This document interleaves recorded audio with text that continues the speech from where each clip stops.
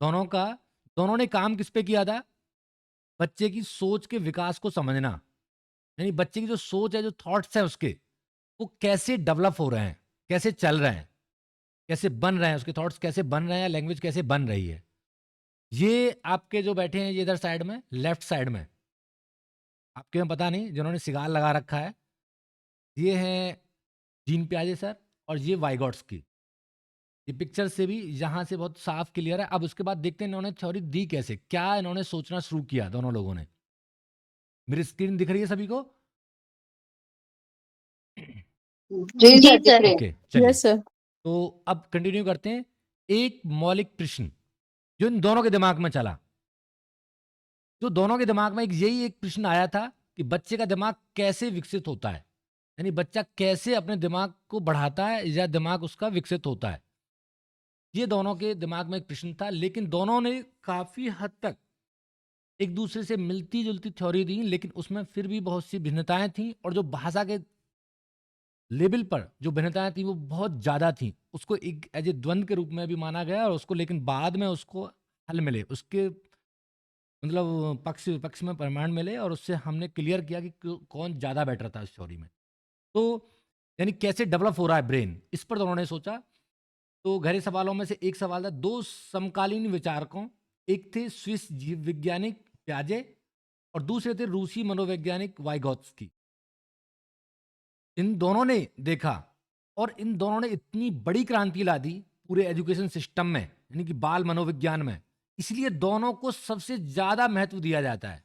दोनों लोगों को, मैं इसका कलर चेंज करता हूँ, ये कलर कम दिख रहा है इस पे, और इसकी थिकनेस भी थोड़ा सा बढ़ाते हैं।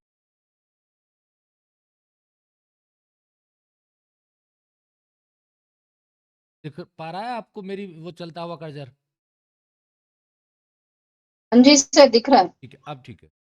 तो ये दोनों वैज्ञानिकों ने, वाइगॉर्स्की और प्याजे, दोनों ने बाल मनोविज्ञान में एक मतलब इतना जबरदस्त क्रांति लेकर के आए, इतनी नई नई चीजें, जिससे कि आज का पूरा एजुकेशन सिस्टम कहीं ना कहीं आज उसी पे टिका हुआ है। जो बाल केंद्रित शिक्षा हुई या ये सब चीजें जो आई हैं, वो इन्हीं की देन थी। आज हम सबको पढ़ेंगे वन बाय वन इन्होंने कैसे इन सब पे काम किया, कैसे इन चीजों को ये लेकर के आए।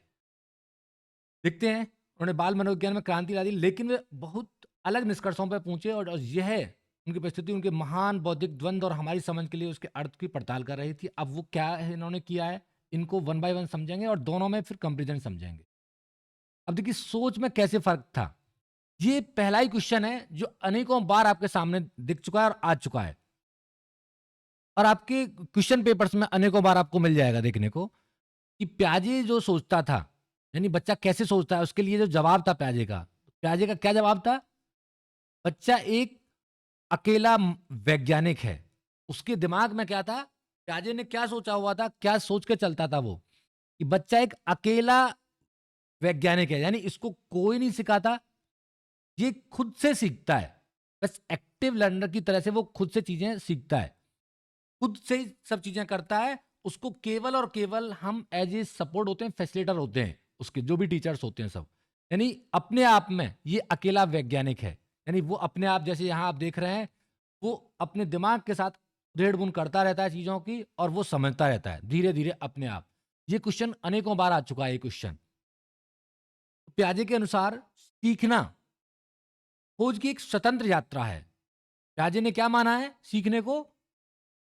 खोज की एक स्वतंत्र यात्रा, यानी कि डिस्कवरी एक बिल्कुल इंडिपेंडेंट जर्नी। कोई इसमें उसका साथी नहीं है, कोई उसको सपोर्ट नहीं कर रहा। जैसे कि वाइगॉट्स्की में तो सपोर्ट हो रही है, इसका फोल्डिंग पार्ट हो रहा है, लेकिन यहां क्या कह रहे हैं प्याजे कि सीखना खोज की एक स्वतंत्र यात्रा है। इन्होंने इस पे बल दिया, खोज तो अपने आप से सीखने पर। बच्चा दुनिया के साथ सीधे संपर्क के माध्यम से सक्रिय रूप से अपनी वास्तविकता का निर्माण करता है। यानी करेगा कौन? खुद ही करेगा, लेकिन दुनिया के संपर्क में आएगा, लेकिन उसका निर्माता वो होगा स्वयं ही। वे डाटा इकट्ठा करते हैं, उसे संसाधित करते हैं और अपनी दुनिया को समझने की कोशिश करते हैं। खुद ही इकट्ठा कर रहा है डाटा, खुद ही उसको रिफाइन कर रहा है और खुद ही समझ रहा है अपने आसपास की चीजों को, अपनी वास्तविकता को। यानी एक खोज की स्वतंत्र यात्रा के रूप में वो चल रहा है। जैसे वो इसको सपोज करिए, ऐसे पिक्चर दी हुई है, आपको देख रहे होंगे, इसमें वो चीज़ों को लगा रहा है, हटा रहा है, लगा रहा है, एडजस्ट कर रहा है, वो उससे खुद सीखने की कोशिश कर रहा है कि ये कैसे कोई चीज़ बन रही है, कोई चीज़ किस तरह से निर्माण हो रहा है, कैसे चीज़ें आ रही हैं।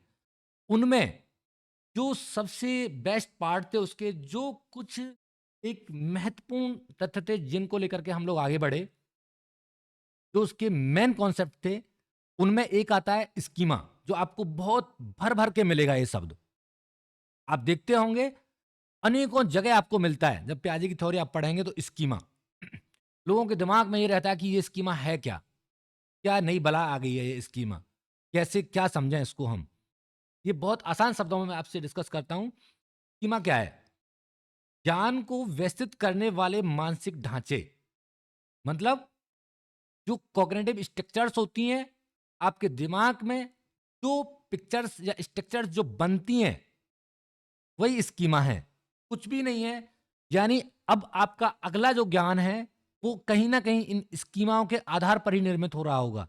यानी आपके पास जो स्कीमा क्रिएट होगा किसी नई चीज को लेकर के, ये स्कीमा बनते रहते हैं, नई नई चीजें से बनेंगे, किस तरह से बनेंगे ये भी हम डिस्कस करेंगे। देखिए, सबसे पहला जो स्कीमा है जब बच्चे के पास आता है, जो इनिशियली फेज में शुरू होता है, रिफ्लेक्शन वाला, या चीजों को उठाना, पटकना, रखना, उनके साथ खेलना, ये सब स्कीमा उसके पार्ट में आते हैं इनिशियली।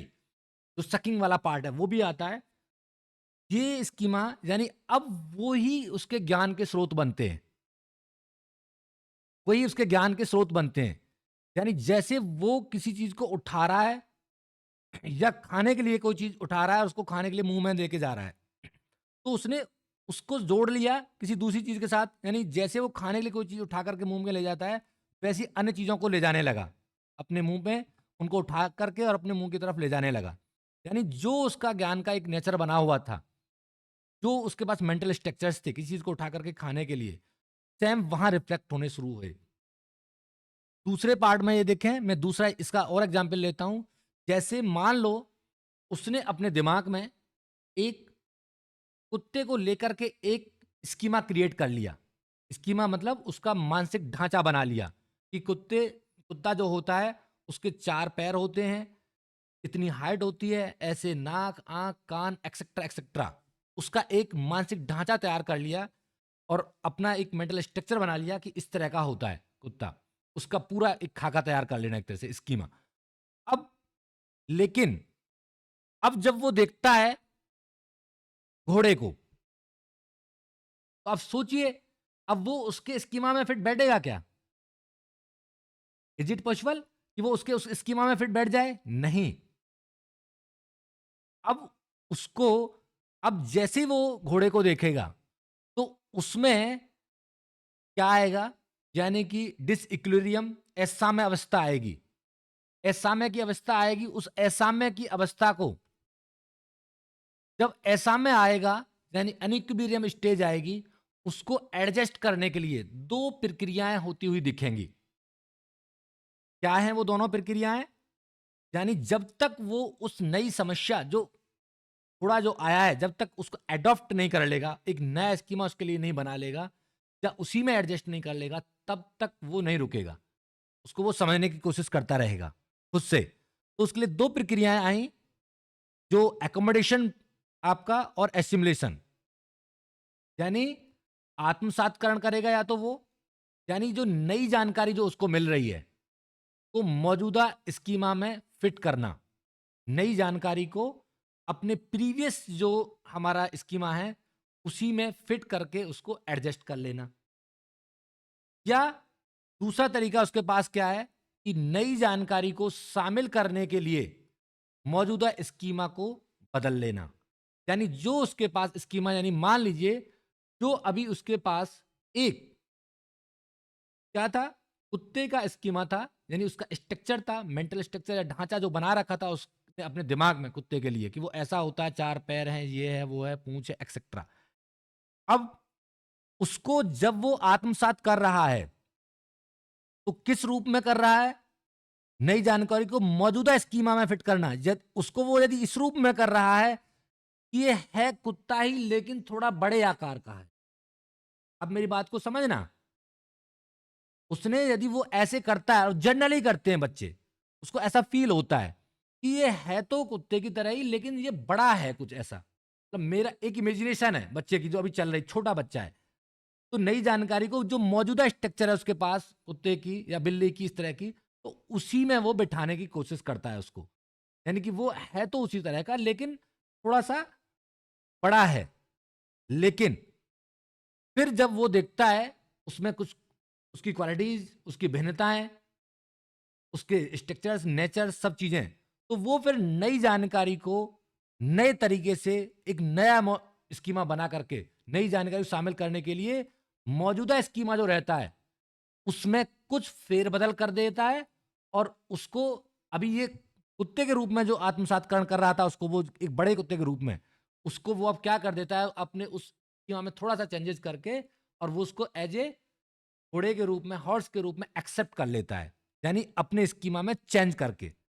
अदरवाइज़ यदि वो उसको एज़ ए बड़े घोड़े के रूप में मतलब बड़े कुत्ते के रूप में ही स्वीकार करता है, तो वो आत्मसातकरण है।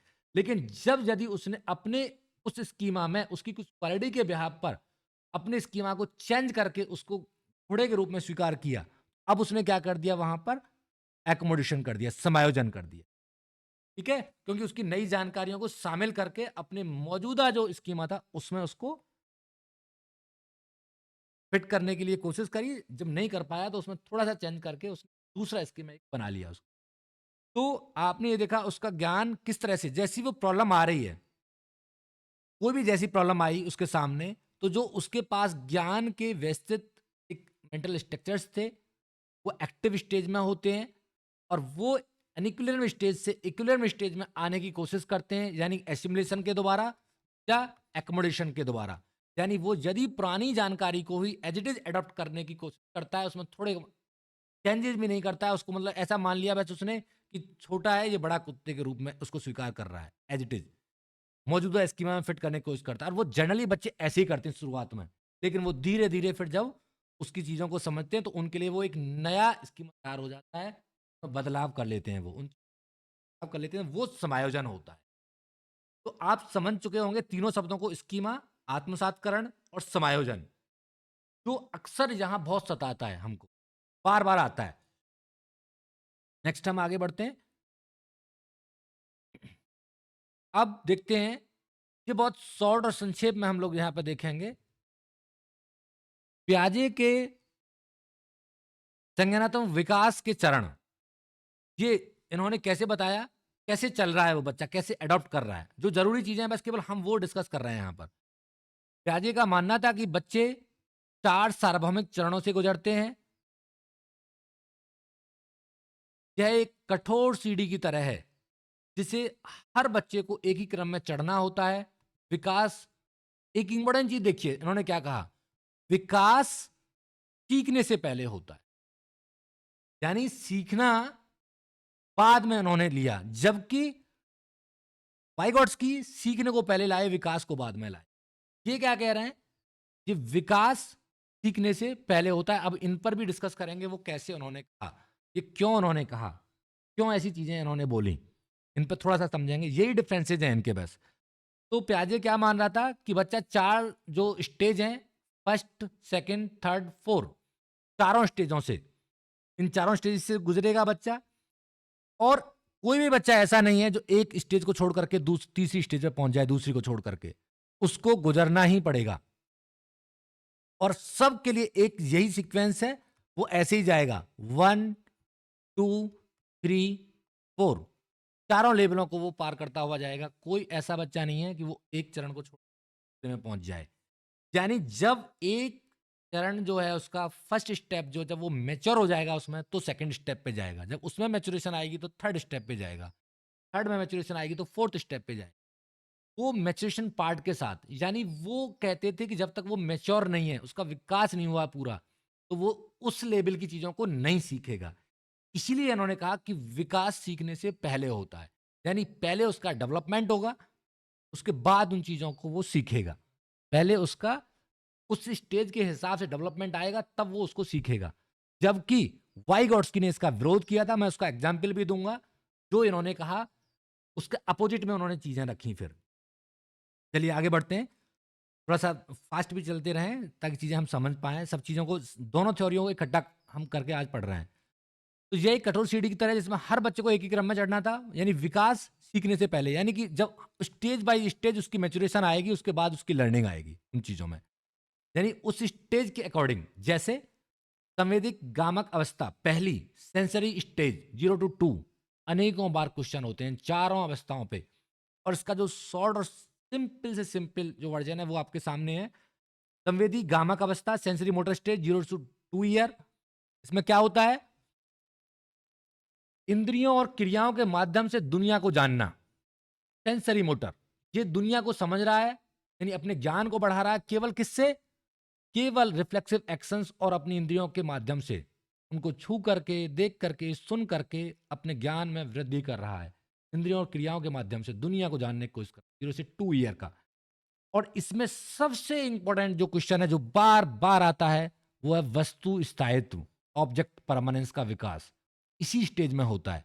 वस्तु स्थायित्व मतलब, ऑब्जेक्ट परमानेंस का मतलब क्या है कि वस्तु जो अभी हमें दिख रही थी, मान लो ये बॉल है, बच्चे के सामने ये बॉल है, अब वो यहां बच्चा बैठा हुआ है और इस बॉल को देख रहा है अभी, लेकिन बॉल को यदि हम क्या कर दें, उसको ढक दें, कवर कर दें उस बॉल को, तो अब ये बच्चा सीखने लगता है, यानी कि 2 ईयर के आसपास जाते जाते, यानी कि 14 से 18 महीने के आसपास वो ये सीखने लगता है कि वस्तु कहीं हटाई नहीं गई है, वो ऑलवेज एग्जिस्ट करती है, बस उसको छिपा दिया गया है। यानी उसका जो लॉजिकल लेवल है वो कहीं ना कहीं शुरू हो जाता है, दिमाग लगाना वो शुरू कर देता है कि वस्तु हटाई नहीं गई है। वरना जनरली क्या करते हैं हम लोग, बच्चे को, छोटे बच्चे को बहका देते हैं हम कि जो को ले गई है, वो ले गई है, ये जो चिड़िया ले गई, इस तरह से करके हम।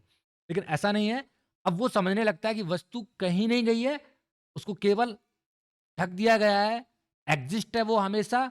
अब उसकी वो ढूंढना शुरू करता है, उसको छिपी हुई वस्तु को ढूंढने की कोशिश शुरू कर देता है। यानी उसके अंदर वस्तु स्थायित्व, यानी ऑब्जेक्ट परमानेंस की क्वालिटी जो डेवलप हो जाती है, वस्तु खत्म नहीं होती है, हमेशा एग्जिस्ट रहती है, बस उसको छिपा दिया जाता है। वो 2 साल होते होते उस पर आ जाती है। अनेकों बार क्वेश्चन आपको ये मिलेगा, कुछ नहीं है इसमें। दूसरी स्टेज आती है पूर्व संक्रियात्मक अवस्था, प्री ऑपरेशनल स्टेज 2 to 7। यानी यहां क्या हो रहा होता है, भाषा और प्रतीकात्मक सोच का उपयोग, भाषा और प्रतीकात्मक सोच का उपयोग करता हुआ दिखेगा, लेकिन यानी कि तार्किकता की कमी, यहाँ पे कट गया ये पार्ट, कोई बात नहीं, लेकिन तार्किकता की कमी और अहम केंद्रित सोच होती है उसकी, कहीं ना कहीं जहां तार्किकता की कमी और अहम केंद्रित सोच होती है, ये दो चीजें यहां पर आती हैं। और इसके दो हमारे ड्रॉबैक भी हैं, लिमिटेशंस भी हैं। एक तो अहम केंद्रिता आ गया, और दूसरा जो लिमिटेशन है वो क्या होती है, जीववाद। दूसरा है जीववाद। एक अहम केंद्रिता है जो इसी स्टेज का पार्ट है, और दूसरा है जीववाद, एनिमिज्म। यानी बच्चा हर वस्तु को अपनी तरह ही सजीव समझता है, ऐसे ही मानता है कि वो, जैसे वो क्या करेगा, वो गुड़िया लेगा, गुड़िया लेगा और उसको देखेगा, यदि वो उदास है ना तो वो ऐसा ही फील करता है कि मेरी गुड़िया भी उदास है। उसको वो देख करके ऐसे फील करता है कि, उससे बात करता है जैसे वो खुद उदास है, तो वो ऐसा ही फील करता है कि ये भी ऐसे ही उदास है। वो जीववाद का बहुत ही सजीव उदाहरण है आप लोगों के सामने। आपने देखा होगा बच्चे उससे बात करते, उससे करते हैं कि मेरी गुड़िया भी नाराज है आज, ये ये नहीं कर रही है, खाना नहीं खाया इसने, ये नहीं, मतलब जैसा वो फील कर रहा है ऐसा ही उसको भी मानता है। जीववाद की एक नेचर उसके अंदर, वो उसको सजीव मान के चलता है, ये उसके अंदर क्वालिटी होती है। लेकिन जैसे जैसे नॉलेज एक्विजिशन होता है, वो जीववाद जो है और अहम केंद्रिता दोनों, जैसे जैसे उसको ज्ञान अर्जन होता चला जाता है, वो कम होते चले जाते हैं। लेकिन वो ये दो पार्ट हैं जो कि प्री ऑपरेशनल स्टेज 2 to 7 के अंदर, उसके अंदर दोनों दिखते हुए होते हैं, अहम केंद्रिता और जीववाद। ये हमेशा ध्यान रखिए, हमेशा और बार बार क्वेश्चन इन पर आपको मिलेगा। भाषा और प्रतीकात्मक सोच का प्रयोग यहाँ पर होना शुरू हो जाता है।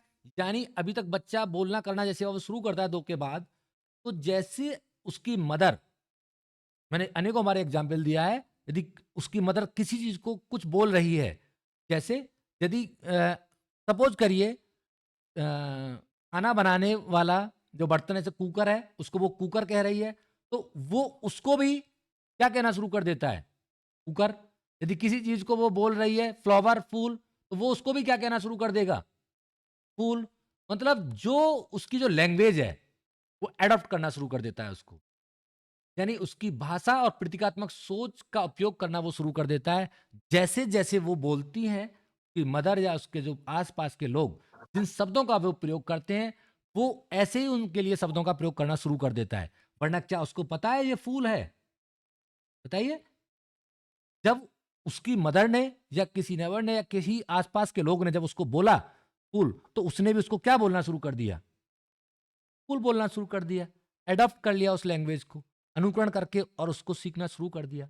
यानी भाषा और प्रतीकात्मक सोच का प्रयोग जो सिंबल एंड लैंग्वेज जो थी वो डेवलप होना शुरू हो गई यहाँ पर धीरे धीरे। लेकिन उसकी जो लैंग्वेज थी, उसकी जो भाषा थी, वो अहम केंद्रित थी, ये प्याजे कहते थे, और जीववाद से प्रेरित थी। ये दो चीजें उसमें कमियां थी जो उसके साथ बढ़ रही थी प्री ऑपरेशनल स्टेज में।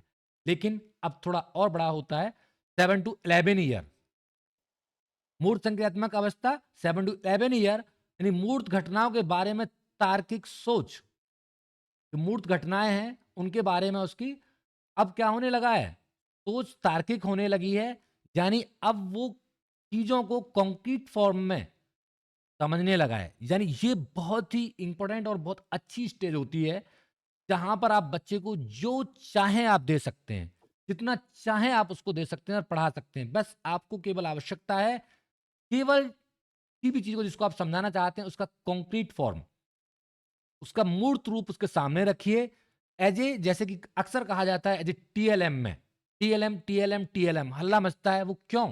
क्योंकि उसका कॉन्क्रीट फॉर्म रखने की कोशिश की जाती है। वो 7 to 11 ईयर के तो बच्चे होते हैं जिनके लिए हम लोग कर रहे हैं ये सब काम, जो दौड़ मच रही होती है। तो वहां टीएलएम इसलिए बहुत ही इंपॉर्टेंट रोल करता है, क्योंकि मूर्त घटनाओं के बारे में तार्किक सोच उसका तेजी से बढ़ता है, उनको जल्दी से समझता है। जैसे कि 3D फिगर्स हैं, कुछ भी चीजें हैं, जब उनके सामने हम उसको कॉन्क्रीट फॉर्म में 3D फिगर लाएंगे, तो उसके हर एक उसके जो पर्सपेक्टिव्स हैं, कॉन्सेप्ट हैं, सबको वो क्लियर कर लेगा। कितनी कोर, कितने कॉर्नर्स हैं, क्या चीजें हैं, कितने फेसेस एंड सो ऑन। उसकी सोच बहुत स्ट्रांग हो जाती है तार्किक रूप से। लेकिन कब? जब वो मूर्त रूप से उनको करेगा। आप उसकी मूर्तता को हटा दीजिए, खत्म हो जाती है उसकी, जीरो हो जाती है। बस वही जब मूर्तता उसकी सोच जो लॉजिकल बना रही थी, जब वो बड़ा होता है, वही अमूर्त सोच में बदल जाती है। बस अब वो बिना कॉन्क्रीट फॉर्म रहते हुए भी, यानी काल्पनिक रूप से भी, हाइपोथेटिकली भी और डिडक्टिव भी रीजनिंग करना शुरू कर देता है, जब वो उसके दिमाग में उसकी लैंग्वेज बन जाती है। यानी उसके स्कीमा इतना स्ट्रांग हो जाते हैं। ये स्कीमा ही तो बन रहा है, आप देखिए कितना ब्यूटीफुल सेंस में स्कीमा। जहां पर स्कीमा छोटा था, यानी इंद्रियों के छूने करने से उसको ज्ञान अर्जन हो रहा था, छोटे छोटे स्कीमा से मेंटल स्ट्रक्चर्स थे, वो थोड़ा और बड़ा हुआ। यानी उसका जो मतलब विस्तार हो रहा है, जो स्कीमा पार्ट था वो क्या होता जा रहा है, एक तरह से वो छोटे छोटे बेंडल्स के फॉर्म में ज्ञान के वो अर्जन थे, वो बढ़ते चले जा रहे हैं, वो बड़ा लेवल लेते चले जा रहे हैं। तो वो बड़ी बड़ी समस्याओं को हल करने की क्षमता उसके अंदर डेवलप होती चली जा रही है। अब इसी में एक बहुत अच्छा पार्ट आया था जिस पर बहुत काम किया इन्होंने, संरक्षण, संरक्षण की समझ, कंजर्वेशन की थ्योरी तो आया था, संरक्षण की समझ। यानी कि वो ये जानने लगता है किसी वस्तु के रंग रूप में परिवर्तन कर देने से उसके आकार में परिवर्तन नहीं होता है। जैसे अनेकों बार पूछा गया है ये प्रश्न कि मान लीजिए मैंने एक ये ग्लास लिया, इस ग्लास में मैंने कुछ लेवल तक पानी भर दिया, यहां इस लेवल तक। अब बस मैंने अंतर क्या किया है, अब मैंने एक और ग्लास लिया है और देखना, सॉरी मैं अभी पहले दोनों सेम सेम टाइप के ग्लास बनाऊंगा, वो हटा दीजिए। ये दोनों देखो सेम सेम साइज के ग्लास हैं, देखना ग्लास नंबर 1, ग्लास नंबर 2, ठीक है। अब लेकिन मैंने क्या करा, अब ये दोनों सेम साइज के हैं, मैंने क्या करा, अब ये 2 वाला जो ग्लास था, इसके वाटर को मैंने, पानी को पूरे को एक छोटे डाया के ग्लास में डाल दिया। तो अब यही पानी जब इसमें डाला गया, इससे क्या हुआ? इससे क्या हुआ? इसकी हाइट बढ़ गई। अब जब इसकी हाइट बढ़ गई, इसका यही जो पानी था जब इसमें डाला गया, अब यदि उसके सामने ये वाला और ये वाला रखे जाएं दोनों, और उससे प्रश्न किया जाए कि किस में ज्यादा पानी है, तो वो आंसर क्या देता है यदि वो प्री ऑपरेशनल स्टेज में होता? मेरी आवाज आ रही है सभी को? आ रही है सर। ओके। यदि वो प्री ऑपरेशनल स्टेज में होता तो उसका आंसर क्या आता? ऑब्वियसली वो लंबाई को देख करके वो कहीं ना कहीं आंसर दे रहा होता कि इसमें ज्यादा पानी है। क्यों? क्योंकि वो उसके पीछे छिपे हुए कारणों को, यानी कि पानी की संरक्षणता को, पानी की कंजर्वेटिव को, कि वो इतना ही है पानी, पानी बदला नहीं है, बढ़ा नहीं है, घटा नहीं है, वो संरक्षित है, जितना था पानी उतना ही पानी है। बस उस पानी को प्लीज बंद कराइए ये माइक। लेकिन उस पानी को केवल हमने क्या किया है, केवल ये बंद कर दीजिए मैम, माइक माइक बंद कर दीजिए अपना। केवल हमने क्या कर दिया है, उसको दूसरे छोटे डाया के उसमें डाल दिया है पानी को, और कुछ भी नहीं हुआ है। यानी कि अब वो संरक्षण की समझ विकसित उसके अंदर हो जाती है मूर्त संक्रियात्मक अवस्था में। यानी वो ये जान चुका होता है कि ये उतनी ही मात्रा है, बस उसके पीछे का जो कारण है वो ये है कि उसका डाया छोटा कर दिया गया है। यानी उसकी सोच लॉजिकल हो रही है, उसके साथ साथ जो नेचर की जो कंजर्वेशन प्रॉपर्टीज हैं, संरक्षण की जो प्रकृति है, वो उसको समझने लगता है कि कोई किसी वस्तु के रंग रूप आकार में जो परिवर्तन हो रहे हैं या जो चेंज हो रहे हैं साइज, ये कुछ नहीं है, कंजर्वेशन पार्ट है। वो एक अवस्था से दूसरी अवस्थाओं में जा रहा है या एक अवस्था से दूसरी अवस्था बदल रही है। जैसे आप वो धीरे धीरे फिर समझने लगता है कि अच्छा, पत्ते का रंग हरा भी रहता है और वो पीला भी हो जाता है। वो केवल चेंजेस तो हैं, केवल वो चेंजेस हैं, आकार तो वही रहा है, लेकिन भाई उसकी एनर्जी या उसका जो बायोलॉजिकल रीजन से वो कलर चेंज हो रहे हैं, तो उसके पीछे के कारणों को वो समझना शुरू कर देता है। यानी संरक्षण की समझ उसके अंदर विकसित होने लगती है। ये बहुत अच्छा क्वेश्चन और अनेकों बार पूछा गया है संरक्षण पे क्वेश्चन। तो ये आपको समझना है कि यानी जब हम उसके रंग रूप आकार के पीछे के छिपे हुए कारणों को समझने करते हैं, उनकी समझ विकसित करते हैं कि ऐसा क्यों हुआ, कोई भी कारण जो है वो ऐसा क्यों बन रहा है कारण। दूसरा एक और आता है इसमें, रिवर्सिबिलिटी की प्रॉपर्टी, यानी कि उत्क्रमणता की प्रकृति। जब हम यहां पर देखते हैं प्री ऑपरेशनल स्टेज में, तो 2 × 2 = 4। प्लीज माइक बंद कर दें। जब वो इस स्टेज में होता है, प्री ऑपरेशनल स्टेज में होता है, मैं आपको यहां समझाता हूं इसको। वो 2 × 2 = 4 तो समझता है, बट 4/2 = 2, यानी उसकी रिवर्सिबल ऑपरेशन जो होती हैं, उत्क्रमणीय यानी व्युत्क्रमणीय प्रकृति जो है, उसको वो नहीं समझता है। वो कहां जाकर के डेवलप जो होती है? पलटावी के नाम से क्वेश्चन आता है ना सर, ये पलटावी वाला क्वेश्चन जो बिल्कुल आता बिल्कुल है। वही है रिवर्सिबिलिटी, पलटावी, इसको हाँ जी, आप हाँ जी। पलटावी भी बोल देंगे। तो ये पलटावी की जो प्रॉपर्टी है वो कहाँ, वो भी कॉन्क्रीट ऑपरेशनल स्टेज में जाकर के डेवलप होती है, वो भी यहाँ नहीं डेवलप होती। यानी यहाँ पर वो एक आंसर तो दे पा रहा होता है ये, लेकिन ये आंसर नहीं दे पा रहा हो, ये प्रॉपर्टी भी वहीं आएगी। फिर और कौन सी प्रॉपर्टी आएगी यहाँ पर? संरक्षण आ गया, तार्किक सोच आ गई, मूर्त संक्रियाएं आ गई, क्रमबद्धता भी यहीं पर आएगी। क्रमबद्धता यानी कि सीरिएशन जो है, सीक्वेंस, यानी वो अब एक ये छोटी है, कोई उससे बड़ी चीज है, फिर उससे बड़ी चीज है, उससे बड़ी चीज है, यानी उसका सीरिएशन करना, उसका सीक्वेंसिंग करना, ये क्रमबद्धता जो है वो भी कहाँ डेवलप होगी? वो भी आपकी क्रमबद्धता भी यहीं पर डेवलप होगी, आपके मूर्त संक्रियात्मक अवस्था में ही। क्रमबद्धता, संरक्षण, पलटावी, ये और उसका मूर्त तार्किक सोच, सब मैक्सिमम चीजें यहाँ डेवलप हो जाती हैं हमारी मूर्त संक्रियात्मक अवस्था। फिर तो केवल एक जो बच जाता है ना लास्ट स्टेज में 11+, वो अमूर्त और काल्पनिक सोच बच जाती है। यानी वो अभी जो मूर्त रूप में उनको सोच पा रहा था, देख करके उनका आंसर कर रहा था, यानी कि वो उसने कोई भी 3D फिगर देखी और उसका वो आंसर कर रहा है, उसके फेसेस, कॉर्नर्स, वर्टेक्स, जो भी चीजें हैं। लेकिन अब वो उसको अब हटा दें, वो वस्तु उसके सामने ना भी हो, तो उसको काल्पनिक रूप से सोच करके अमूर्तता के साथ वो उसका आंसर देने लगता है। इससे वो यहाँ तक अब धीरे धीरे डेवलप हो जाता है। ये आता है आपका औपचारिक संज्ञात्मक अवस्था में, यानी कि वो हाइपोथेसिस करने लगता है, परिकलन करने लगता है, डिडक्शन नेचर आ जाती है उसके अंदर। वो जो उसने सीखी हैं चीजें, उनसे डिडक्टिव पार्ट में, यानी कि उनसे कुछ निष्कर्ष निकालने लगता है। ये सब चीजें उसके अंदर डेवलप हो जाती हैं। तो देखिए कितना ब्यूटीफुल तरीके से उसकी थ्योरी बढ़ती चली गई, धीरे धीरे स्लोली। और जो जिस मतलब स्टेज में जो चीज ज्यादा इंपॉर्टेंट थी, वो मैं सबको मैंने डिस्कस किया है वन बाय वन, किस स्टेज में कौन सी चीज और जिस पर हमें फोकस करना है, जहां पर हमें ज्यादा काम करना है। यही गिने चुने शब्द हैं जो आपको बार बार सताएंगे और बार बार आपसे पूछे जाएंगे। दूसरा, एक और क्वेश्चन है जो अनेकों बार आपसे पूछा जाता है कि इसका जो विकास है, त्याजी की संज्ञानात्मक विकास के अंतर्गत जो विकास है वो कैसा होता है। वो एक स्टेज में तो कंटिन्यूअस होगा, इस स्टेज में, यानी उस स्टेज के अंदर तो कंटिन्यूअस होगा, बट एक स्टेज से दूसरी स्टेज में डिसकंटिन्यूअस फॉर्म में होगा। यानी इसमें इससे कंटिन्यूअसली नहीं होता है, स्टेज के अंदर तो कंटिन्यूअस है, बट एक स्टेज से दूसरे स्टेज में अलग अलग होता है, डिसकंटिन्यूअस फॉर्म। क्या एक कई बार आ गया ये क्वेश्चन भी, उन्होंने ये कहा कि हर स्टेज में अलग तरह से विकास होता है, स्टेज के अंदर विकास जो होता है वो एक अलग, वो कंटिन्यूअस होता है। ठीक है।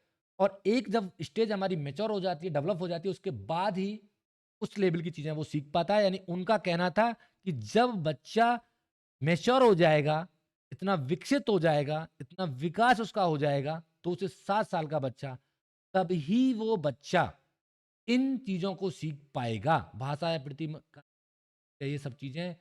जब बच्चा 7 से 11 साल का और मेच्योरेशन उसके अंदर आ जाएगा, तभी वो बच्चा संरक्षण या पद्धति को सीख पाएगा, इससे पहले नहीं।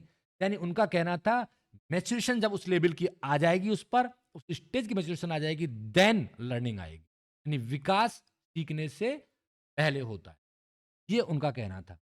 ठीक है। लेकिन इसी के प्रत्युत्तर में इसके अलग से जो आए, वाइगोट्स्की ने इसका जवाब मांगा इनसे, तो ये जवाब नहीं दे पाए। तो प्रश्न क्या था, 7 से 11 साल की ही, यानी कि 7 से 11 भी नहीं, 2 बच्चियां थी, मान लो रीना और मीना। उन्होंने उनसे प्रश्न किया था, 7 साल की ही 2 बच्ची रीना और मीना हैं, उनमें से एक बच्ची अपने लेवल की, जो उस लेवल की मतलब समस्याएं हैं, कॉग्निशन लेवल की, जो मूर्त संज्ञानात्मक अवस्था लेवल की समस्याएं हैं, एक उनको कर पा रही है और एक नहीं कर पा रही है। तो ऐसा क्यों? या एक उस मूर्त संज्ञा से ऊपर की अवस्था की भी प्रॉब्लम्स को सॉल्व कर पा रही है, तो ऐसा क्यों?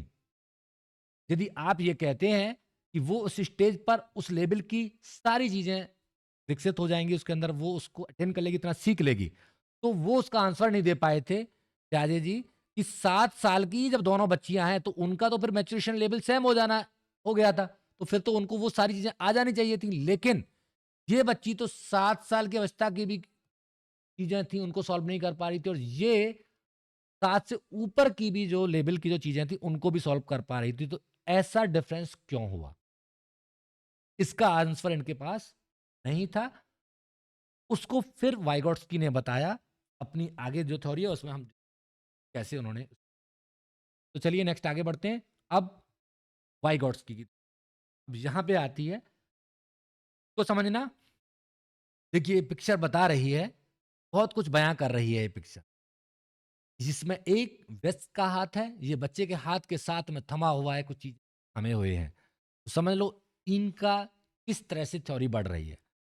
वाइगोट्स्की का जवाब क्या था? अभी हमने प्याजे का जवाब समझा, अब वाइगोट्स्की का जवाब।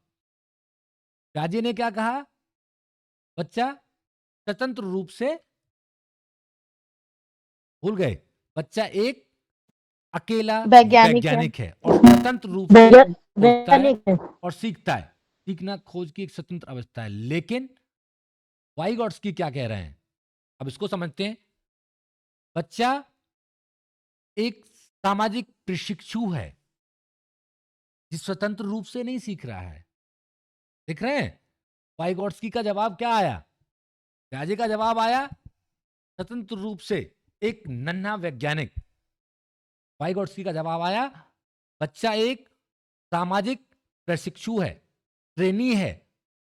जैसे ट्रेनी नहीं होते हैं डीएलएड एक्सेट्रा में जब उन्हें ट्रेनिंग देते हैं, तो ये सामाजिक प्रशिक्षु है, यानी सोशल ट्रेनी है।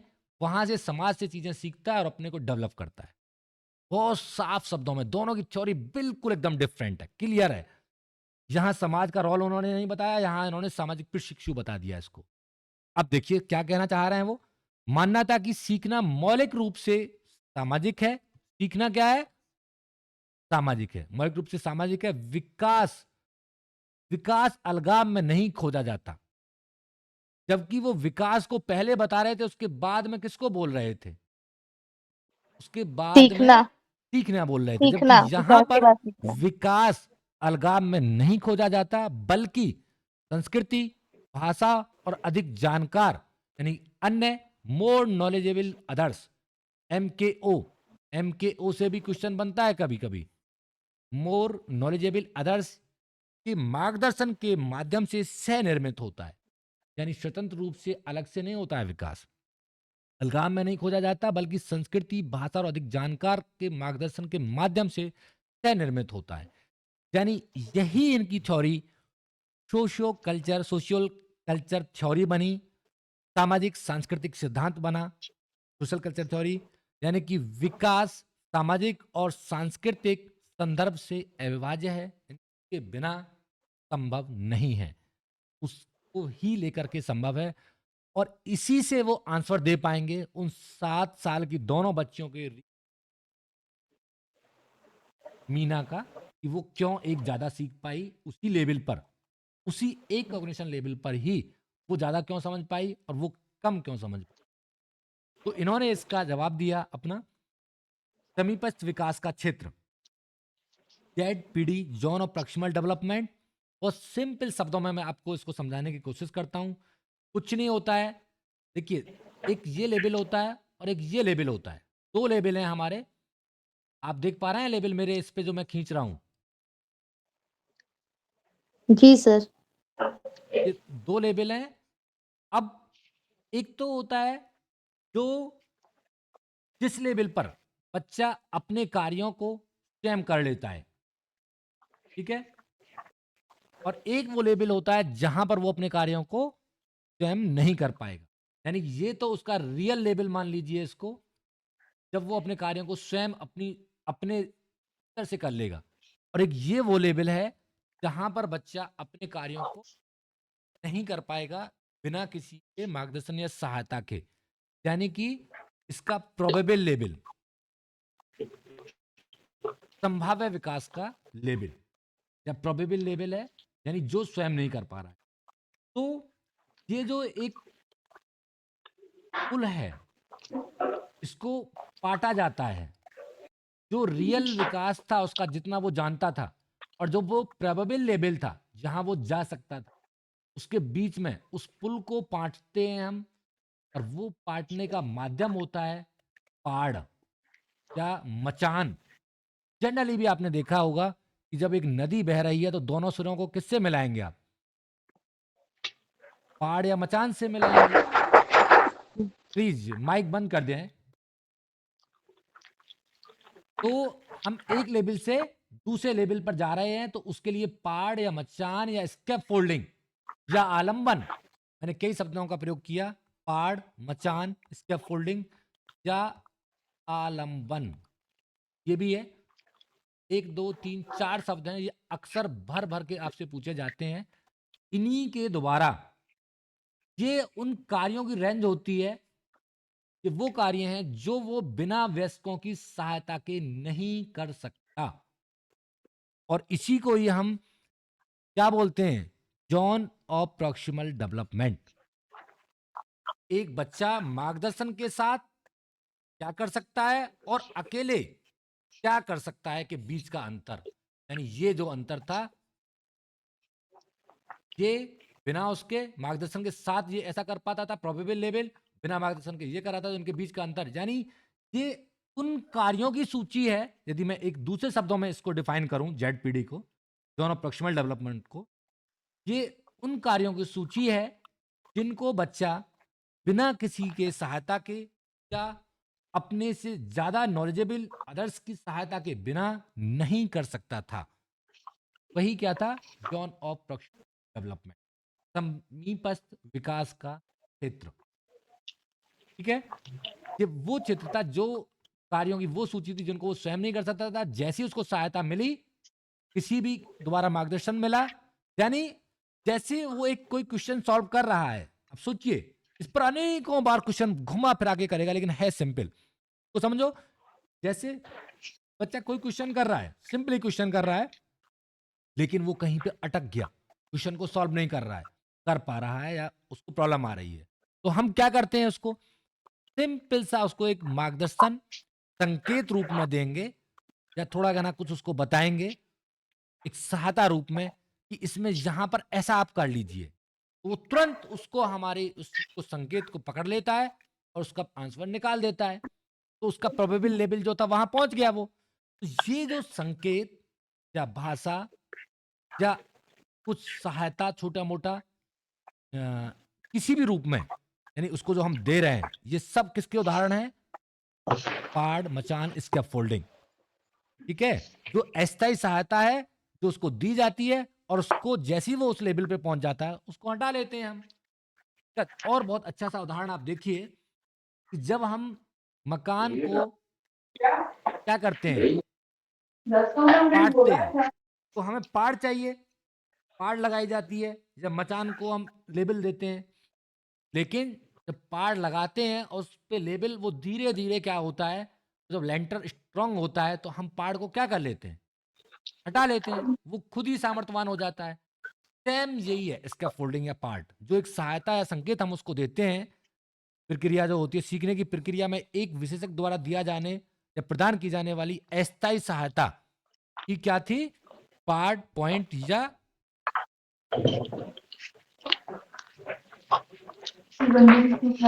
इसका फोल्डिंग या आलम्बन। प्लीज, किसका माइक है? हम तो इधर से देख नहीं पाते हैं, और आप लोग बताइए, आप ऐसे करते रहेंगे तो कैसे ही और भी तो लोग डिस्टर्ब हो जाएंगे सब। सुमन मैडम है कोई, उनका माइक ऑन है। मैम बंद करिए, ये सही नहीं है ऐसे, सारा हमारा भी डिस्टरबेंस हो जाता है, पूरा दिमाग किधर से किधर चला जाएगा।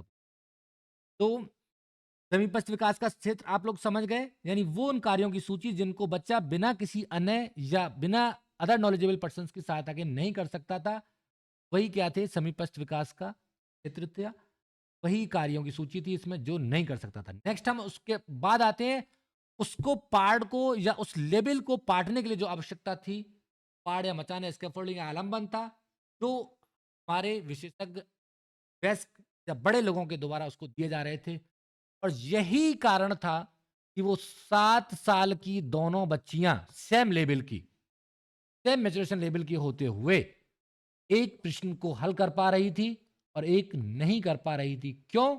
एक को सोसाइटी, उसकी कल्चर और मोर नॉलेजेबल पर्संस के द्वारा उसको ऐसी सपोर्ट मिल रही थी जिससे कि वो उसका आंसर कर पा रही थी। It okay? यही कारण था जिसका वो जवाब नहीं दे पाए थे। तो इसका जवाब बहुत साफ वाइगोट्स्की ने दिया कि आप जो कह रहे हैं ऐसा नहीं है, इसका भी बहुत ही बड़ा महत्व और योगदान है इस मतलब सामाजिक संस्कृति का, भाषा का विकास में। क्योंकि वो मानते थे पहले विकास होगा ना होगा, लेकिन अब तो उल्टा हो गया उनकी थ्योरी में, यानी उससे भी बेटर थ्योरी निकल के आई। Sorry to disturb you sir. Sir, ये जिस मटेरियल से आप हमें पढ़ा रहे हैं, ये मटेरियल हमें मिल जाएगा क्या?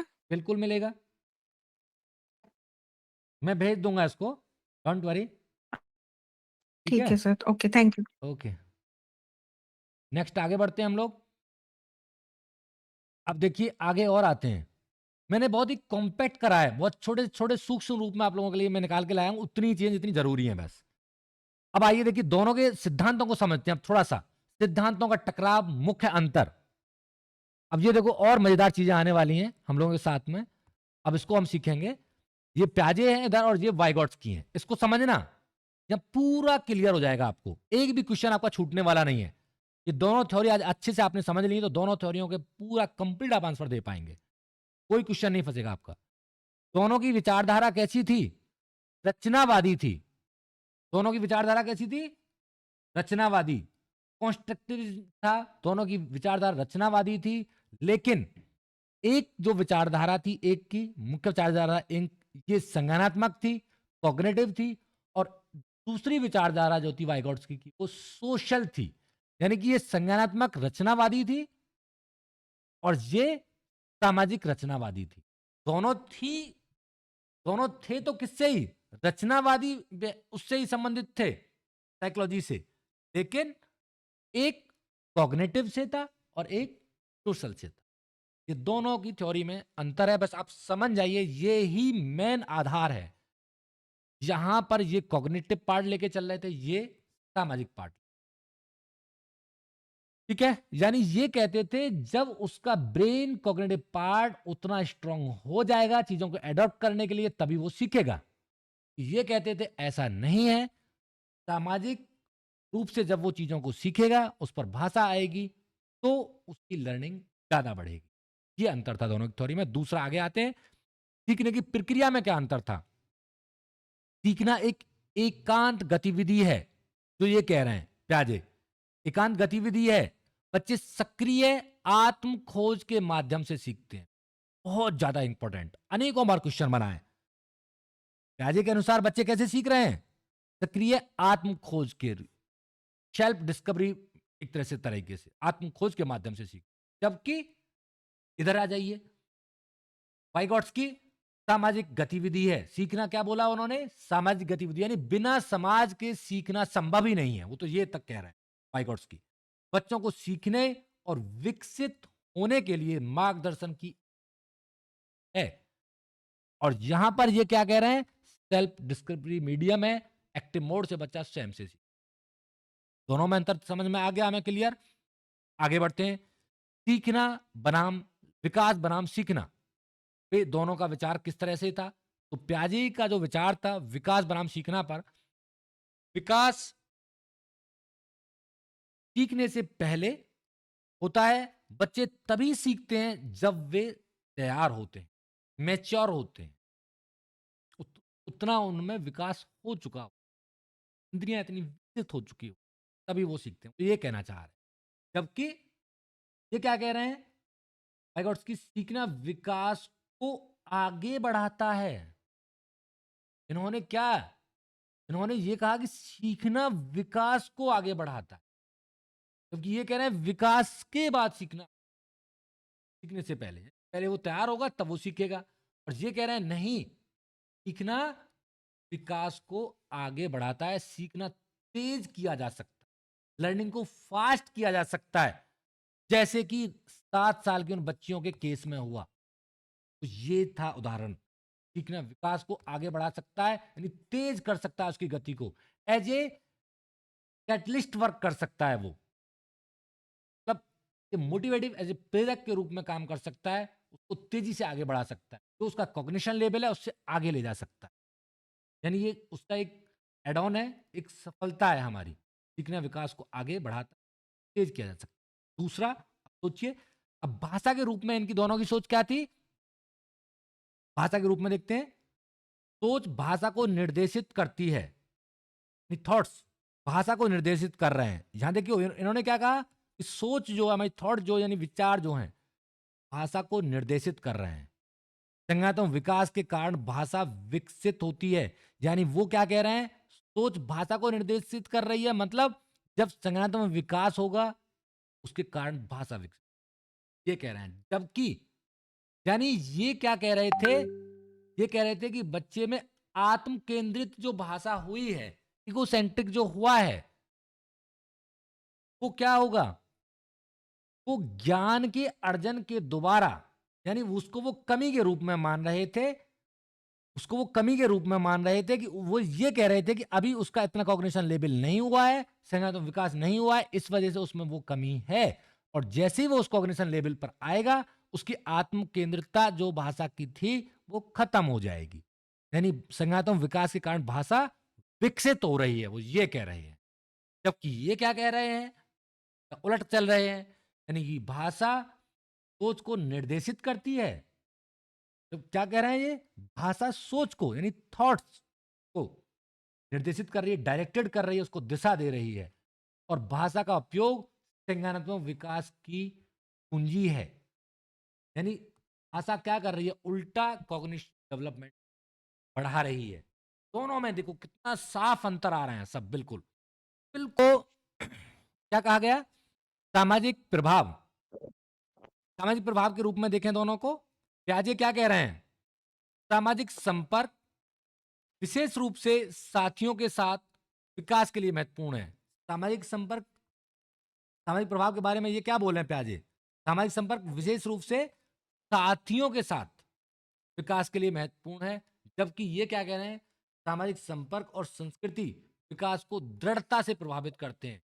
ये केवल उसको बहुत नॉर्मल या उसको नेग्लिजेंस नेचर में लेके चल रहे हैं सामाजिक प्रभाव को, जबकि ये 100% पूरी थ्योरी ही सामाजिक प्रभाव पर डाल, यानी पूरा सामाजिक संपर्क और संस्कृति विकास को दृढ़ता से प्रभावित करते हैं, जबकि ये नहीं करता है। क्लियर? नेक्स्ट हम आगे बढ़ते हैं। ये आप यहाँ पे जो इनकी विचारधाराएं हैं ये बहुत क्लियर हो गई होंगी। अब ये बहुत इंपॉर्टेंट जो डिस्कस है इनका, जो जिस पर अक्सर इनका द्वंद्व रहा, और वो क्या है? बहस का केंद्र जो रहा उनका वो था आपका, बहस का केंद्र जब बच्चे खुद से बात करते हैं, जब बच्चे खुद से बात करते हैं, यही मेन बहस का केंद्र था दोनों का, जिसको आप नीचे देख पा रहे होंगे। अहम केंद्रित वाक और प्राइवेट स्पीच या इनर स्पीच या आंतरिक संभाषण, ये बोला गया। प्राइवेट स्पीच, इनर स्पीच, आंतरिक संभाषण सब बोला गया। और यहां इन्होंने इसको बोला अहम केंद्रित भाषा, वाक, इकोसेंट्रिक स्पीच। अब देखना, अब दोनों को समझना, ये किसके अकॉर्डिंग था? वाइगॉट्स्की, और ये किसके अकॉर्डिंग था? प्याजे। समझिए दोनों को। दोनों सिद्धांतों के बीच सबसे बड़ा टकराव इस बात पर है कि हम बच्चों के आत्म भाषण, सेल्फ टॉक की व्याख्या कैसे करते हैं। यानी वो कुछ कहेगा अपरिपक्वता, ये कहेगा परिपक्वता। क्या यह जो सेल्फ टॉक है उसकी, जो आप बात कर रहा है अपने आप से, जहां भी वही कर रहा है ये काम, जहां भी वही काम कर रहा है, लेकिन इसको प्याजे क्या मान रहे थे? इगोसेंट्रिक स्पीच मान रहे थे, यानी इसको अपरिपक्वता मान रहे थे। यानी क्या यह अपरिपक्वता का संकेत है या यह एक शक्तिशाली संज्ञानात्मक उपकरण है? दोनों में इसी बात को लेकर के टक्कर। ये तो कहते थे, प्याजे क्या कहते थे? ये अपरिपक्वता है और उसकी कॉग्निटिव कॉम्पिटेंस के साथ वो धीरे धीरे जो उसकी कमी है, इगोसेंट्रिक स्पीच, अपरिपक्वता, वो खत्म हो जाएगी, वो एक अच्छा वक्ता बन जाएगा। जबकि वाइगॉट्स्की क्या कह रहे थे? ये एक शक्तिशाली कॉग्निटिव एक तरह से वेपन है, हथियार है, तरीका है, जिससे हम और कॉग्निटिव हो सकते हैं और स्ट्रांग हो सकते हैं। हमारी कॉग्निटिव संपन्नता आता है, सेल्फ रेगुलेशन होता है, सेल्फ डिसिप्लिन होता है, ये सब चीजें आती हैं। और वास्तविकता भी यही है कि देखा जाए तो रियलिटी यही है। जो प्याजे की थ्योरी है वो नेग्लेक्ट किया गया और बाद में जो वाइगॉट्स्की की थ्योरी है इसको इंपॉर्टेंस दिया गया, इस पर रिसर्च हुई, ये देखा गया कि वो as a self regulatory speech होती है, इनर स्पीच जो होती है, प्राइवेट स्पीच जो होती है, और रियलिटी में भी आप फील करिए कि वही होती है। तो बच्चा वहां पर अपने आप देखिए उसको कितना काम करता हुआ दिख रहा है, सेल्फ डिसिप्लिन करता हुआ दिख रहा है, चीजों को व्यवस्थित करता हुआ दिख रहा है। तो क्या ये इगोसेंट्रिक स्पीच है? क्या ये अपरिपक्वता है? चाहिए या यहां पर भी ये जो करता हुआ दिख रहा है, इज इट इगोसेंट्रिक? नहीं। दोनों ही प्रश्नों में यदि आप देखें तो दोनों ही प्रश्नों में ये कॉग्निटिव आपका विपिन अर्थ उसको बना रहे थे, उसके विकास में सहायता कर रहे थे, और सेल्फ रेगुलेशन उसके अंदर आ रहा था। धीरे धीरे वो चीजों को समझ रहा था, चीजों को एडजस्ट करना सीख रहा था, तो शरीरन सीख रहा था, संबद्धताएं सीख रहा था, खेल में वो सब वो धीरे धीरे उनको डेवलप कर रहा था दोनों में ही। लेकिन उसको ये कमी के रूप में मान रहे थे और ये उस परिपक्व एक शक्तिशाली हथियार के रूप में। ये दोनों में क्लियर हो गया होगा बिल्कुल दोनों का अंतर आपको। अब आते हैं प्याजे का दृष्टिकोण। अब वो बात आ भी जाती है। अब देखो प्याजे का दृष्टिकोण भी पढ़ लेते हैं। अहम केंद्रित्व के ऊपर, इगोसेंट्रिक स्पीच के ऊपर प्याजे के लिए आत्म भाषण, तो प्राइवेट स्पीच, इनर स्पीच जो थी, संज्ञानात्मक अपरिपक्वता का एक लक्षण है। वो कह रहे हैं वो परिपक्व नहीं है इसलिए ऐसा कर रहा है। यानी दूसरे का दृष्टिकोण लेने में असमर्थता, यानी वो दूसरे के दृष्टिकोण को ले ही नहीं रहा है, समझ नहीं पा रहा है, वो ऐसा मान रहे थे। यानी संज्ञानात्मक अपरिपक्वता है उसके अंदर। यह यह एक एकाल्पलाप है, यानी कि अलगाव वो है उसका, जो बच्चे के अधिक सामाजिक होने पर समाप्त हो जाएगा, यानी उसका डेवलपमेंट होने पर वो खत्म हो जाएगा। यह बच्चे के इस विश्वास को दर्शाता है कि पूरी दुनिया उसी की तरह सोचती है, यानी इगोसेंट्रिक, ऐसा वो सोचता है और वो धीरे धीरे वो खत्म हो जाएगा। वो ये कह रहे थे कि वो ऐसा सोचता है कि पूरी दुनिया उसी की तरह चलती है और सोचती है। जिसका विश्वास था, यानी कि उस स्वयं की तरह सोचता था चीजों, और वो धीरे धीरे कि जब उस आ जाएगी वो चीजें अपने आप चली जाएंगी। वो उसको कमी के रूप में मान रहे थे। तो साफ कह रहे थे 1929 में राजे ने ये बोला था, बच्चा दुनिया को अपने दृष्टिकोण से देखता है, वह मानता है कि पूरी दुनिया उस, ऐसा लगता है कि हाँ ऐसा होता भी है। ऐसा फील करते हैं नहीं करते हैं आप? अब तो इसकी भी अच्छी सही लग रही है कभी कभी, तो ऐसा नहीं लग रहा है आप लोगों को जी जी सर, कि हाँ बिल्कुल ऐसा सोचते ही तो होता है। कभी कभी ऐसे ही हैं बच्चे, लेकिन देखो दोनों का मिक्सचर था, लेकिन ज्यादा प्रभावी वही था। ओवरऑल जो था उसमें कहीं ना कहीं उसकी कॉग्निटिव कॉम्पिटेंस बढ़ा रहा था, कि विकास को बढ़ा रहा था। ये इसमें थोड़ी कमियां भी थी। आगे हम आप आगे चलते हैं। वाइगोट्स्की का दृष्टिकोण क्या था निजी वॉक के लिए? वाइगोट्स्की के अनुसार आत्म भाषण एक क्रांतिकारी संज्ञानात्मक उपकरण है। यह एक सामाजिक भाषण है जिसे विचारों को विस्तृत करने, कार्यों की योजना बनाने और आत्म नियमन के लिए अंदर की ओर मोड़ दिया है। यानी ये क्या कर रहा है वहां पर, वो उस बातचीत में, ये देखो उसका उदाहरण, जैसे कि वो इनको सबको वो दिमाग में उसके में चल रही है सब चीजें, ये सब क्या हो रहा है, जो उसके दिमाग में सब चल रहे हैं स्ट्रक्चर्स, क्या हो रहा है ये सब चीजें। यानी सामाजिक भाषण जिसको विचारों को विस्तृत कर रहा है वो अपने को उस भाषा से, अभी आपने देखा था पीछे भी जब वो एडजस्ट कर रहा है चीजों को, खेल में उसमें कर रहा है, बात कर रहा है, उसमें विचारों को विस्तृत करना, कार्यों की योजना बनाना कैसे करना है, और आत्मनियमन के लिए अंदर की ओर मोड़ दिया जाता है। यानी उनको वो क्या कर रहा है, वो स्ट्रांग बना रहा है और उनको धीरे धीरे अंतरीकृत कर लेता है। क्या कर रहा है, अंदर की ओर मोड़ दिया, मतलब अंतरीकृत कर रहा है, वो अपने अंदर उतार रहा है उनको, और वो एक बहुत ही परिपक्व व्यक्ति बनता जा रहा, ये उन्होंने कहा वाइगोट्स्की ने। यानी यह घटती नहीं है बल्कि परिपक्वता के विकास का एक संकेत है। घट नहीं रही है, वो तो कह रहे हैं घट जाती है, वो कह रहे हैं घट नहीं रही है भाई, वो अंदर की तरफ उसने मोड़ लिया, उसको अंतरित कर लिया, और वो उसके परिपक्वता के विकास का एक संकेत है, जो बाद में आंतरिक भाषण या विचार बन जाता। इतना सुंदर उन्होंने लिखा है, आपको नहीं लगता बहुत अच्छी व्याख्या करी है उन्होंने वाइगोट्स्की ने इस इनर स्पीच की? जी सर। बड़ा इंटरेस्टिंग लैंग्वेज है उसकी, बहुत अच्छी। तो बहुत अच्छे विचार हैं उसने जो रखे इस पे। तो बच्चा खुद से वैसे ही बात करना शुरू करता है जैसे वह दूसरों से बात करता है, बिल्कुल एज इट इज खुद से वैसे बात करना शुरू करता है जैसे वह पहले दूसरों से बात करता है। वही रूटीन, वही तरीके, वही चीजें तो धीरे धीरे क्या बना रही हैं, एक अच्छा वक्ता बना रही हैं, एक विचारक बना रही हैं धीरे धीरे।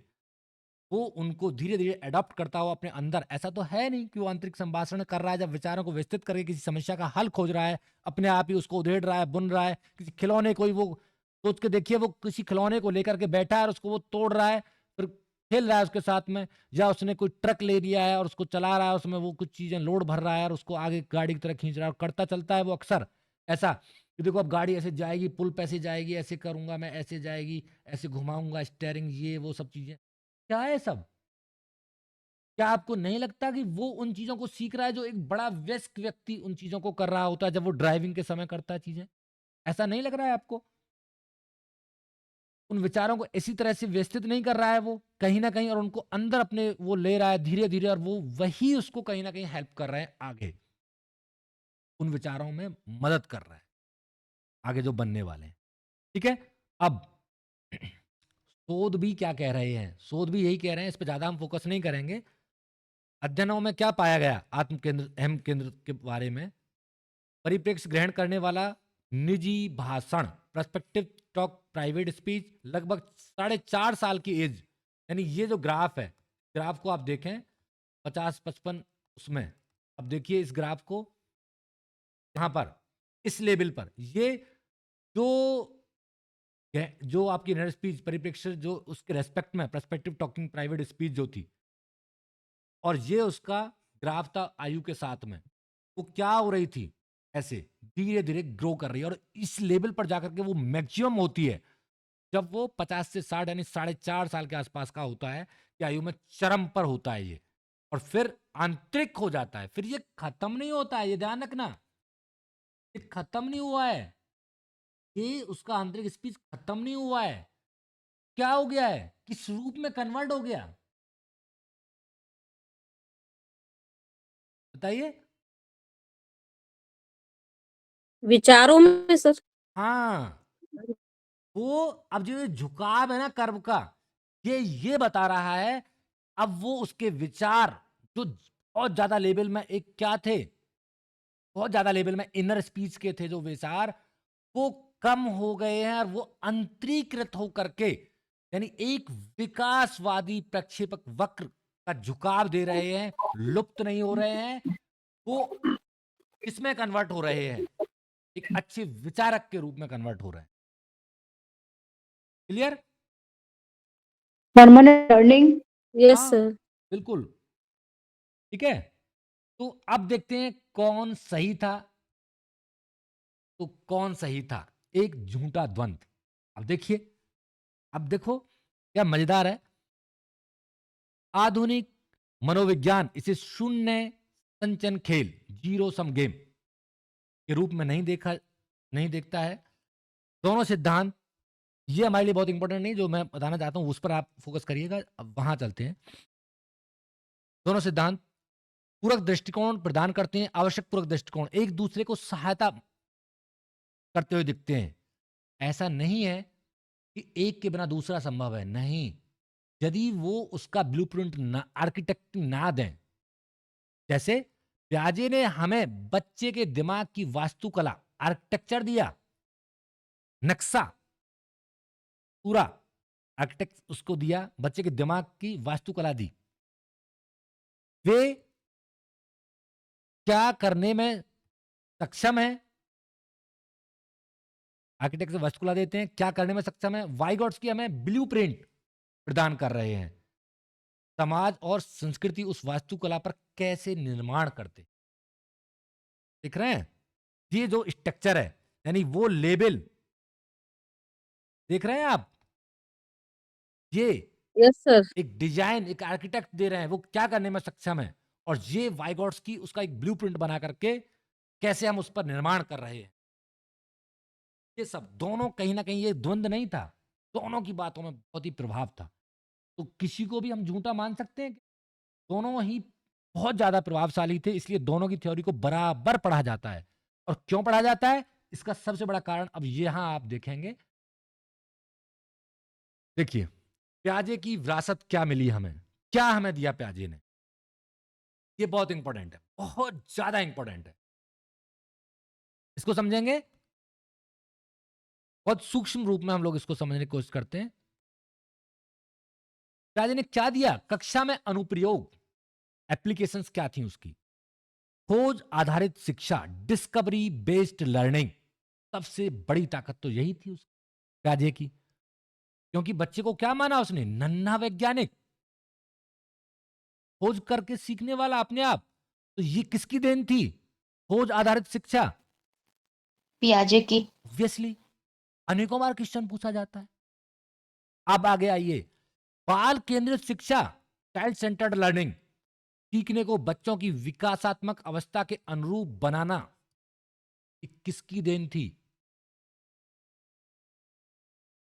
ये भी प्याजे की तो देन पियाजे थी। की। बाल केंद्रित शिक्षा का जो पार्ट था, चाइल्ड सेंटर्ड लर्निंग, सीखने को बच्चे की विकासात्मक अवस्था के अनुरूप बनाना, यानी उस लेवल पर जब वो इतना मैच्योर हो गया उसके हिसाब से सिलेबस और चीजों को मेंटेन करना, उसी हिसाब से। अब आगे आइए, सक्रिय अन्वेषण, एक्टिव एक्सप्लोरेशन, अन्वेषण और व्यवहारिक गतिविधियों के लिए एक समृद्ध वातावरण प्रदान करना। ये भी किसने बोला, किसने बताया? एक्टिव पियाजे। एक्सप्लोरेशन। पियाजे ही तो कह रहा था ये सब चीजें, वहां से हमें ये चीजें पता लगी और हमने इन्हें कक्षा में करना शुरू कर दिया। यही तो कक्षा में अनुप्रयोग है इनके, यही तो कक्षा में अनुप्रयोग है इनकी थ्योरी का। एक्टिव एक्सप्लोरेशन किसकी वजह से हुआ कक्षाओं में? चाइल्ड सेंटर्ड किसकी वजह से आई? डिस्कवरी बेस्ड लर्निंग किसकी वजह से आई? यही तो कह रहे थे। अब उनकी थ्योरी कैसे इंप्लीमेंट हो रही है क्लासरूम, ये आप देख लीजिए, यहाँ पे साफ दिख रहा है, क्योंकि वो उसका जोर ही उस पे था। एक एक्टिव एक्सप्लोरेशन वो कर रहे थे, खुद ही अन्वेषण और व्यवहारिक गतिविधियों के लिए एक समृद्ध वातावरण प्रदान करना। अब आप देखेंगे ना यदि, तो अब आपको ऐसे लगने लगेगा कि जैसे कि पूरे क्वेश्चन प्याजे और वाइगॉट्स्की के ही आते हैं क्या साइकोलॉजी में। आप देखेंगे वो उनके नाम से नहीं आ रहे हो, लेकिन ये जो इस तरह से क्वेश्चन पूछे जाते हैं ये भी किसके होते हैं? पियाजे के ही होते हैं सर। आप सोचिए, ये क्वेश्चन भी उन्हीं के होते हैं। तो ये जो चार थ्योरी है ना, इतना प्रभावशाली है कि पूरा निचोड़ है पेपर का, जिनमें से दो पर हम लोग आज काम कर रहे हैं। वो बस नाम से नहीं बताएगा, जरूरी नहीं है कि नाम से ही पूछे वो आपको, बिना नाम के भी पूछ रहा है तो बात तो वही कर रहा है ना। आपको समझ आना चाहिए उस चीज को, तब तो हमारे पास हमें मिलेंगे। दूसरा आगे आइए, संज्ञानात्मक संघर्ष, कॉग्निटिव कॉन्फ्लिक्ट। कौन इसके लिए तैयार करता है? मौजूदा स्कीमा को चुनौती देने और विकास को प्रोत्साहित करने के लिए समस्याएं प्रस्तुत करना, कॉग्निटिव कॉन्फ्लिक्ट। ये कौन कह रहा था? प्याजे। अनेकों बार आपको यह मिलेगा प्रश्न, संज्ञानात्मक संघर्ष, संज्ञानात्मक संघर्ष मिलता है नहीं मिलता है पेपर में? बताइए। है सर, आते हैं क्वेश्चन सर, मिलते हैं। संज्ञानात्मक संघर्ष अनेकों बार, कॉग्निटिव कॉन्फ्लिक्ट है क्या भला? ये कुछ भी तो नहीं है कि मौजूदा स्कीमा जो था, यानी जो आपकी मेंटल स्ट्रक्चर्स थे, जो आपकी सोच थी, जो आपके तरीके थे, जो आपकी फीलिंग्स थी, जिनसे आप हल निकाल रहे थे समस्याओं का, को चुनौती देने और विकास को प्रोत्साहित करने के लिए समस्याएं प्रस्तुत करना है। नई नई समस्याएं जो हम ला रहे थे उसके सामने, that is the cognitive conflict, संज्ञानात्मक संघर्ष, ताकि वो उनको करे, जूझे, उस पर डाला जा रहा है वो प्रेशर, ऐसी चीजें उस पर डाली जाती हैं कि वो उनमें सोचेगा, नए नए स्कीमा क्रिएट करेगा और उस विकास को निकालने की, उस क्षमता को अपनी को बढ़ाने की कोशिश करेगा। ओके, नेक्स्ट, शिक्षक जी की सर। भूमिका क्या है? कक्षा में क्या भूमिका है शिक्षक की? यदि प्याजे के दृष्टिकोण से देखें, एक व्याख्याता के बजाय, नॉट ए लेक्चरर, एक सूत्रधार, फैसिलिटेटर के रूप में केवल, क्योंकि उन्होंने तो सब कुछ तो किसको मान लिया? बच्चे को, नन्हा वैज्ञानिक। बच्चे को। आप तो फैसिलिटेटर हैं। बच्चे को। तो कितनी साफ स्पष्ट एक्सप्लेनेशन है, कोई डाउट यहां पर किसी को? सारे क्वेश्चंस और हर एक लाइन में क्वेश्चन है, हर एक लाइन में क्वेश्चन है जो आपकी सीटेट में आपको देखने को मिल जाएंगे, हर लाइन के अंदर। नेक्स्ट हम लोग आते हैं वाइगॉट्स्की की विरासत, कक्षा में अनुप्रयोग। अब देखिए वाइगॉट्स्की ने क्या दिया जिसको हम कक्षा में आज प्रयोग कर रहे हैं, देख लीजिए। निर्देशित और सहयोगी शिक्षा, गाइडेड एंड कोलैबोरेटिव लर्निंग, जो हम लोग आज प्रयोग करते हैं, सहयोगी शिक्षा, गाइडेड लर्निंग, अक्सर हम यूज करते हैं ना गाइडेड और कोलैबोरेटिव लर्निंग, बच्चों को संकेत देते हैं, निर्देश देते हैं, क्लू देते हैं समस्या को हल करने के लिए, थोड़ा उनको आधारभूत सहायता देते हैं, उनको मदद देते हैं जिससे कि वो हल कर लें, तो वो किसका एग्जाम्पल है? तब एक निर्देश, एक वाइगॉट्स सहायता, एक सहयोग, स्कैप होल्डिंग, हाँ। वही तो हो रहा है। ये सब किसकी देन है? जो हम ऐसा कर रहे हैं, उन्होंने हमसे बताई वो चीज।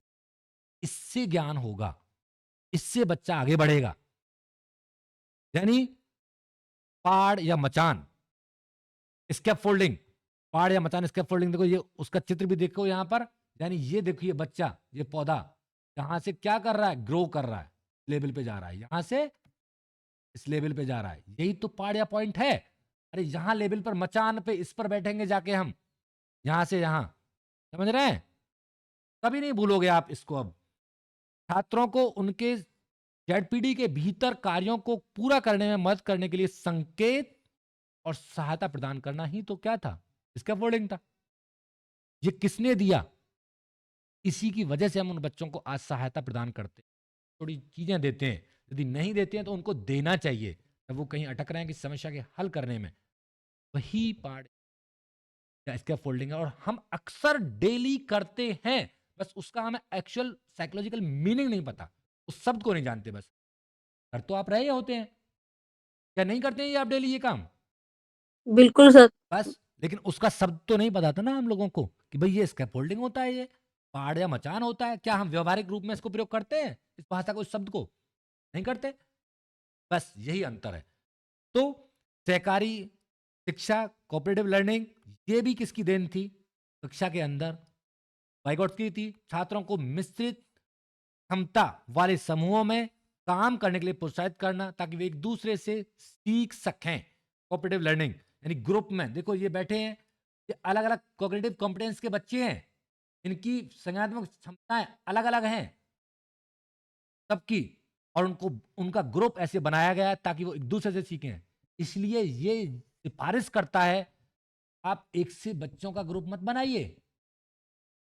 मेरी बात समझ रहे हैं आप लोग?